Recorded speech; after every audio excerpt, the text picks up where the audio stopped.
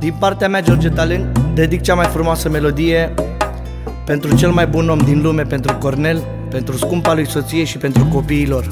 Ce frumos mi-au trecut anii și nu m-am schimbat nici banii. Așa am fost și voi rămâne, nimeni nu mă schimbă pe mine.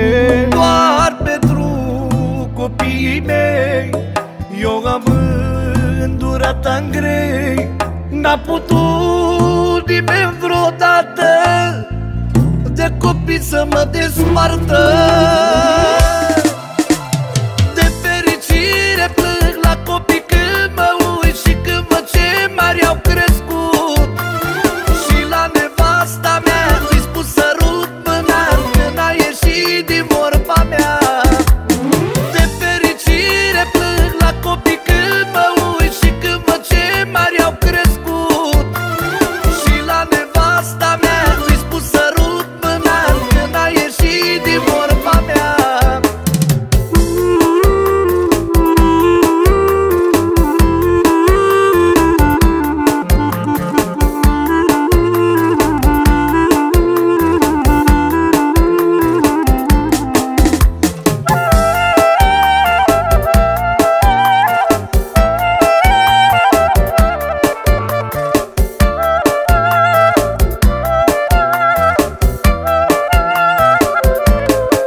Sigur pe străzi eu am umblat și de la zero am luat. Nimeni nu m-a ajutat, ce mult am luptat. De dragul copiilor am să lupt până am să mor.